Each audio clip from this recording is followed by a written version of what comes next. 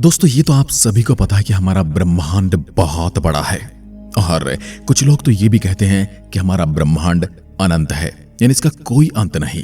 तो फिर ऐसा कैसे मुमकिन हो सकता है कि यहां पृथ्वी जैसा कोई दूसरा ग्रह मौजूद ना हो? मेरा इशारा जीवन की ओर है। ऐसी कैसे हो सकता है कि यहां पर जीवन संभव ना हो? पिछले कई सालों से वैज्ञानिक इसी सवाल का जवाब खोज रहे हैं और शायद उन्हें इसका जवाब मिल भी गया है, लेकिन अभी इस पर और बहुत काम करना बाकी है।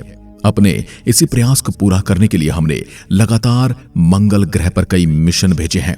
वैज्ञानिक भले ये न बताएं, लेकिन मंगल ग्रह पर हम इंसान रह सकते हैं या नहीं, लेकिन एलन मस्क तो ऐलान कर चुके हैं कि वह 2030 तक 10 लाख लोगों की दुनिया वहां बसाने वाले हैं।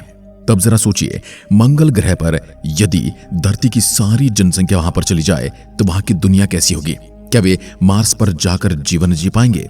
इसके क्या अच्छे परिणाम होंगे और क्या बुरे परिणाम हो सकते हैं? आज की इस वीडियो में हम आपको इन्हीं सवालों का जवाब देने वाले हैं। दोस्तों, हमारी पृथ्वी के जो हालात हैं उन्हें देखकर तो हर कोई यही कहेगा कि एक ना एक दिन हमें किसी दूसरे ग्रह पर जाकर रहना ही पड़ेगा, फिर चाहे वो मंगल ही क्यों ना हो। पृथ्वी पर लगातार बढ़ती पॉपुलेशन के कारण यहां मौजूद रिसोर्सेज कम पड़ने लगे हैं।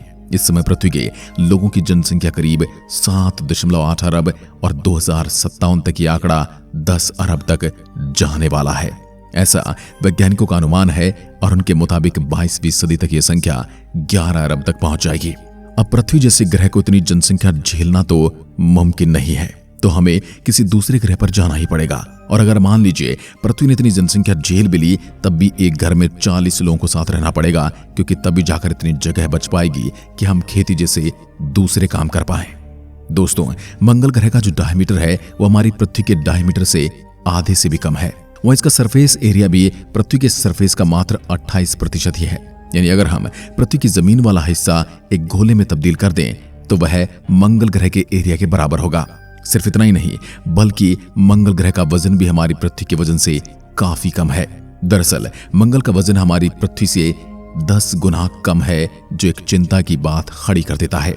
किसी ग्रह के वजन से यह पता चलता है कि इंसान वहां पर कितने समय के लिए जीवित रह सकता है।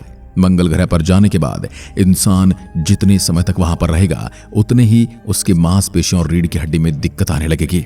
और एक समय ऐसा भी आ जाएगा जब इंसान चल तक नहीं पाएगा, क्योंकि वहां का गुरुत्वाकर्षण पृथ्वी के गुरुत्वाकर्षण के जैसा बिल्कुल भी नहीं होगा।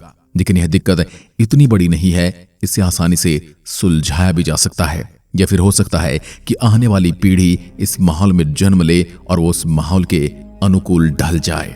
अब दोस्तों, जब इंसान मार्स पर जाएंगे तो सबसे पहले एक एस्ट्रोनॉट के छोटे से ग्रुप को वहां पर भेजा जाएगा। इनका काम वहां पर खेती बाड़ी का इंतजाम करना होगा, ताकि आगे आने वाले लोग खाने के लिए न तड़पे।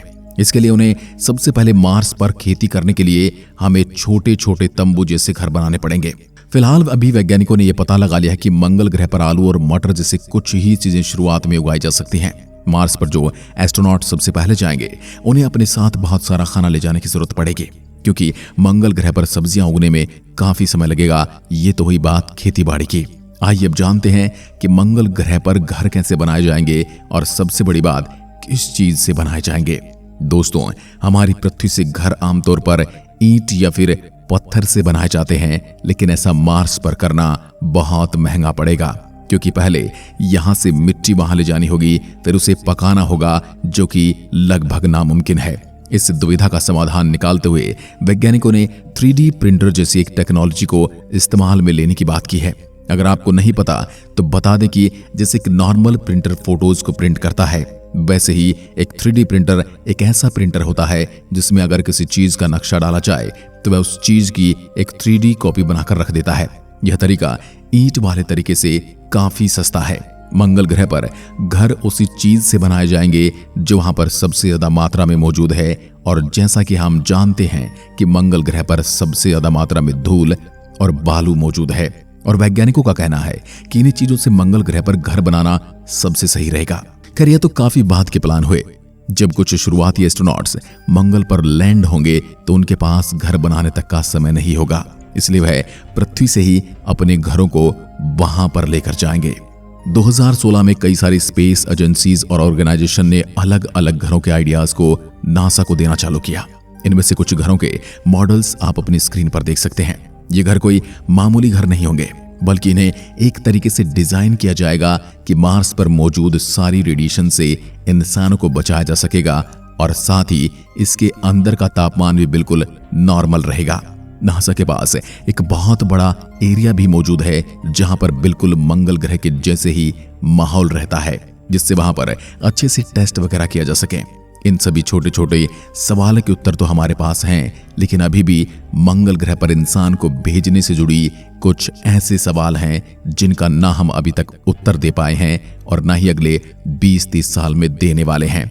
और ये सवाल है मंगल ग्रह के वायुमंडल से जुड़े हुए। ये बात शायद आपको पता हो कि मार्स के पास मैग्नेटिक फील्ड नहीं है, यानी सूरज से आने वाली खतरनाक रेडिएशंस मंगल की सतह तक पहुंचेंगी, जिससे वहां रहने वाले इंसानों को नुकसान होगा। मंगल ग्रह पर 95% कार्बन डाइऑक्साइड है।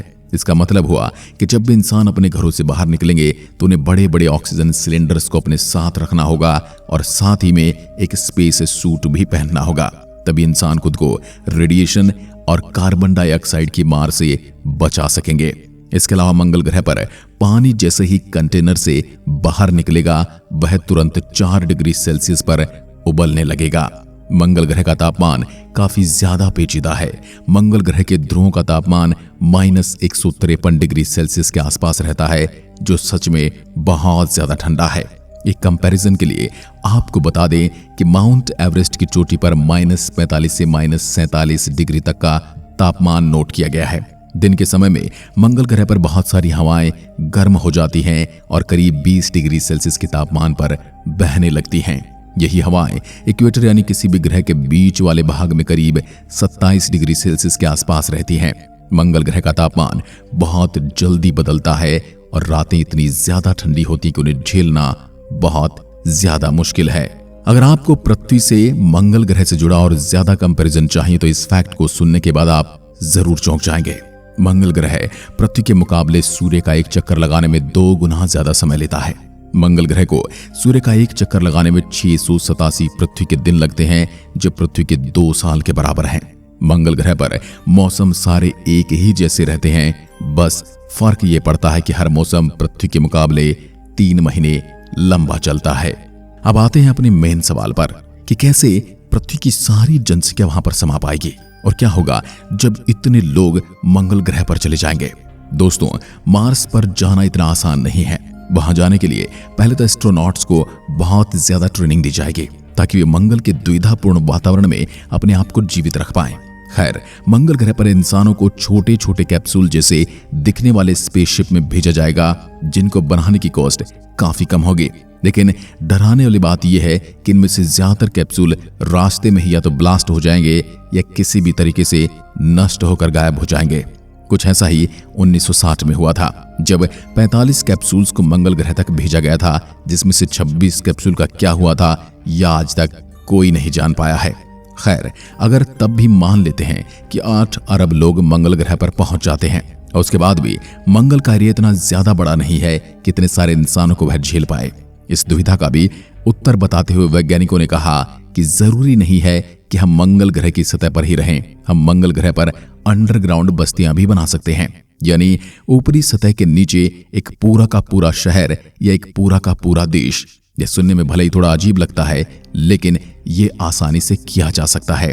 बस इसके लिए हमारे पास कुछ आधुनिक तकनीक का होना बहुत जरूरी है। धरती पर भी बहुत सारी ऐसी जगह हैं जहां का तापमान बहुत ज्यादा रहता है। वहां पर लोग अंडरग्राउंड बस्तियां बनाकर ही रहते हैं। अब क्योंकि दोस्तों मार्स पर बहुत ज्यादा मात्रा में कार्बन डाइऑक्साइड मौजूद है और यही एक सबसे बड़ा कारण है कि हम इंसान वहां पर ज्यादा लंबे समय के लिए बिना ऑक्सीजन सिलेंडर के नहीं रह सकते। इसका भी हल वैज्ञानिकों ने ढूंढ निकाला है कि फाइटोप्लैंक्टन नाम के कुछ जीवों को मंगल ग्रह पर भेजने का, जो कार्बन डाइऑक्साइड को अपने खाने के रूप में इस्तेमाल करके उसे ऑक्सीजन में बदल देते हैं। फाइटोप्लैंक्टन, जिसे माइक्रो एल्गे के रूप में भी जाना जाता है, स्थलीय पौधों के समान होते हैं, जिसमें उनके क्लोरोफिल होता है और जीवित रहने और बढ़ने के लिए केवल प्रकाश की आवश्यकता होती है। एलन मस्क ने भी कुछ ऐसा ही आइडिया दुनिया के सामने शेयर किया था। जब उनसे पूछा गया था कि वो आखिर मंगल ग्रह पर लोगों को इतनी जल्दी कैसे बसा देंगे। आपको बता दूं कि 8 अरब लोगों का मंगल पर रहना भी आसान नहीं है जितना हम सोच रहे हैं। तो इसलिए सबसे पहले तो हमें अपनी पृथ्वी को ही और भी ज्यादा रहने के अनुकूल बनाना होगा। हमें उन हर चीज का उपयोग बंद करना पड़ेगा जो हमारे एनवायरनमेंट और हमारी पृथ्वी को खत्म कर रहा है। हमें हर उस चीज को प्रतिबंधित करना होगा जिससे हमारे एनवायरनमेंट और हमारी धरती को नुकसान हो रहा है। इसके बारे में आप क्या सोचते हैं? आप मंगल पर जाना चाहते हैं और कठिन जीवन जीना चाहते हैं, या फिर धरती पर ही रहकर इसे और बेहतर बनाना चाहते हैं? कमेंट में लिखकर जरूर बताएं। जय हिंद, जय भारत।